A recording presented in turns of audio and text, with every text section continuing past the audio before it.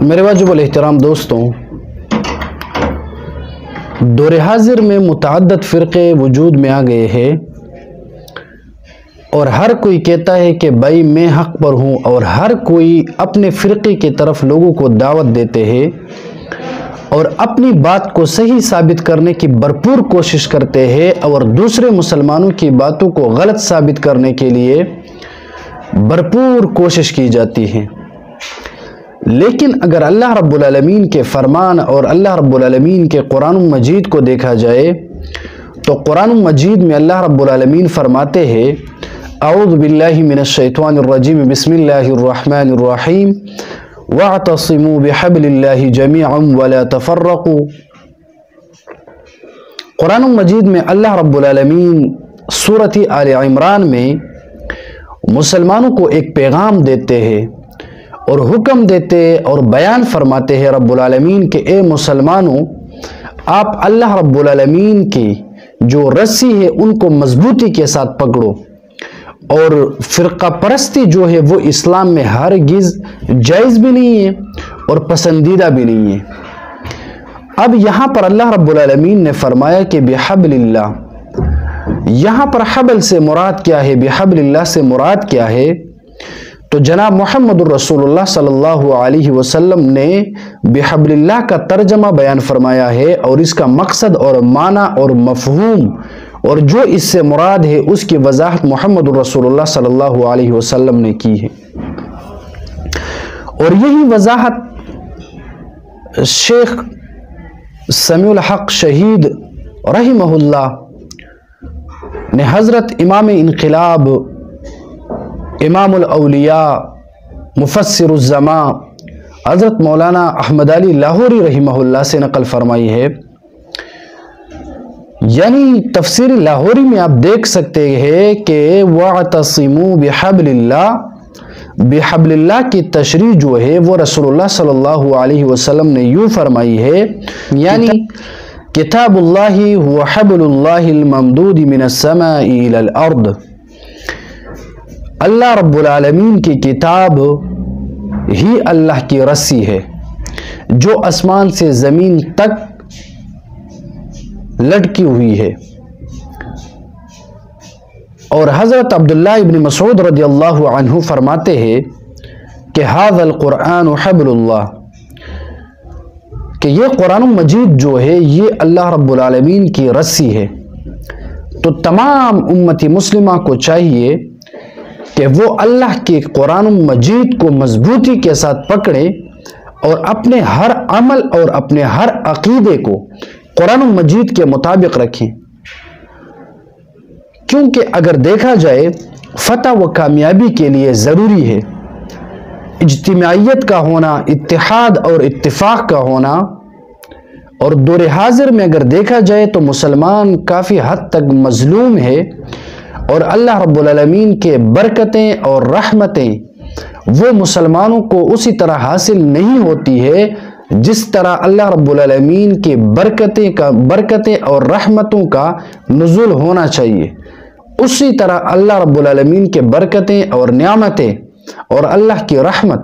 وہ مسلمانوں کو اسی طرح حاصل نہیں ہوتی۔ اس کا بنیادی جو وجہ ہے وہ ہے آپس میں فرقہ بندی کرنا،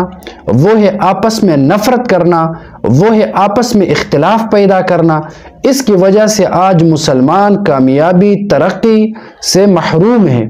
اور اس کی وجہ سے اللہ رب العالمین کی رحمت، نعمت سے بھی مسلمان آج محروم ہے۔ جس طرح ایک انسان ہو اور اس انسان کے تمام اعضاء وہ صحیح سالم اور درست ہو تو اس انسان کو صحیح البدن کہا جا سکتا ہے، لیکن ایک انسان کے اعضاء اکثر تو ٹھیک ہو لیکن اس کی آنکھ میں مسئلہ ہو، آنکھ کی نظر نہ ہو، یا اس کے ہاتھ پاؤں شل ہو، کام نہیں کرتے، تو اس انسان کو صحیح البدن کہنا یہ درست نہیں ہوگا۔ اسی طرح کامیابی کو حاصل کرنے کے لیے اتحاد اور اتفاق کی اشد ضرورت ہے۔ اگر مسلمانوں کو کامیابی حاصل کرنا ہو تو پھر مسلمانوں کے لیے ضرورت ہے کہ وہ آپس میں نفرتوں کو ختم کر کے اتحاد اور اتفاق اور عقیدت محبت پیدا کرے، اور بغیر اجتماعیت اور اتحاد اور اتفاق کے کامیابی کو حاصل کرنا اور بغیر اتحاد کیے ہوئے کامیابی کا حصول کرنا یہ مشکل ہے۔ اس لیے مسلمانوں کو چاہیے کہ وہ آپس میں اتحاد اور اتفاق قائم کریں، اور یہی اللہ رب العالمین کا پیغام بھی ہے کہ وَاعْتَصِمُوا بِحَبْلِ اللَّهِ جَمِيعًا وَلَا تَفَرَّقُوا، کہ اللہ رب العالمین کی رسی کو مضبوطی کے ساتھ پکڑے تاکہ آپ لوگ گمراہی سے بچ جائیں، تاکہ آپ لوگ آپس کے اختلافات سے بچ جائیں۔ جس طرح مسلمان نماز پڑھتے ہیں اور نماز پڑھتے وقت تمام مسلمان چاہے جنوب میں رہتے ہو، شمال، مغرب، مشرق، اسی طرح ہندوستان، پاکستان، انڈیا، امریکہ، جتنے ممالک ہیں جہاں بھی مسلمان ہیں، وہ نماز پڑھتے ہوئے اپنا چہرہ قبلہ کی طرف کرتے ہیں، کعبہ کی طرف کرتے ہیں۔ مسلمانوں کا قبلہ میں جس طرح اختلاف نہیں ہے، اسی طرح مسلمانوں کو چاہیے کہ اپنے عقیدے اور اپنے اعمال میں بھی اختلاف کو ختم کرے اور اتحاد کو پیدا کرے۔ تب مسلمانوں پر اللہ کی برکتیں اور رحمتیں اور نعمتیں کا نزول ہو جائے گا، اور جب مسلمان اگر اتحاد کے بجائے اختلاف کی طرف آئیں گے تو تب مسلمانوں کا زوال ہونا شروع ہو جائے گا، اور جب تک مسلمانوں کا آپس میں اتحاد ہوگا تب مسلمانوں کا عروج پر آنا، مسلمانوں کو کامیابی حاصل کرنا اور ترقی حاصل کرنا بالکل آسان ہو جائے گا، کیونکہ اللہ رب العالمین کی برکتیں اور اللہ کی رحمتیں وہ جماعت کے ساتھ ہوتی ہے، جیسا کہ احادیث میں بھی موجود ہے اس بات کی وضاحت کہ ید اللہ علی الجماع، اللہ رب العالمین کی جو برکتیں ہیں وہ جماعت کے ساتھ خاص ہوتی ہے۔ اور اسی طرح قرآن مجید میں سورۃ الفتح آیت نمبر 10 میں اللہ رب العالمین فرماتے ہیں ید اللہ فوق ایدیہم،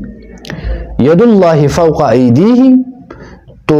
اس کو بھی اگر مد نظر رکھا جائے اور غور اور فکر کیا جائے تو مسلمانوں کو چاہیے کہ مسلمان آپس میں اتحاد اور اتفاق کریں۔ یہاں پر ایک وضاحت، لیکن اتحاد اور اتفاق کا مطلب ہرگز یہ نہیں ہے کہ کوئی انسان اگر شرک میں مبتلا ہو، کوئی انسان بدعت میں مبتلا ہو، کوئی انسان قرآن کے خلاف اپنے عقیدے کو بنا چکا ہو، آپ اس کے ساتھ بھی اتحاد کریں، نہیں، ہرگز اس کے ساتھ اتحاد کرنا جائز نہیں ہے۔ ہاں،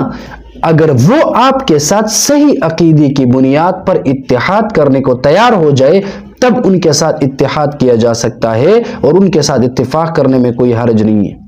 لیکن اگر کسی کا عقیدہ بھی درست نہ ہو، وہ شرک میں مبتلا ہو، بدعت میں مبتلا ہو، اور اپنے غلط عقائد اور نظریات اور اپنے غلط اعمال کو ترک نہیں کر سکتا، نہیں چھوڑ سکتا، تب ان کے ساتھ اس کے غلط عقائد کی بنیاد پر اتحاد اور اتفاق کرنا یہ ہرگز مناسب نہیں ہے۔ لیکن اگر کوئی مسلمان اپنا غلط عقائد اور نظریات سے توبہ طائب ہو جائے اور صحیح عقیدے کو جو اہل سنت والجماعت کا عقیدہ قرآن اور حدیث کے مطابق ہو، ان کے ساتھ اپنے عقیدے کو درست کرے اور اس کے ساتھ اعتقادات میں موافقت رکھیں تو پھر ان کے ساتھ اتحاد کرنے میں کوئی حرج نہیں ہے۔ تو تمام باتوں کا خلاصہ یہ ہے کہ مسلمان کی کامیابی وہ اتحاد اور اتفاق میں ہے، لیکن اتحاد اور اتفاق کے لیے شرط یہ ہے کہ انسان قرآن مجید کو اپنا بنیادی کتاب اور دستور اور زندگی گزارنے کا جو منشور ہے وہ قرآن مجید کو بنائیں، تب تمام انسانوں کا آپس میں اتحاد ہونا یہ باعث رحمت اور باعث برکت ہوگا۔ تو اسی طرح تمام مسلمانوں کو چاہیے کہ جس طرح ہم قبلہ میں اختلاف نہیں رکھتے ہیں، خانہ کعبہ کی طرف ہم منہ کر کے نماز پڑھتے ہیں، کسی قسم کا اختلاف نہیں پایا جاتا ہے،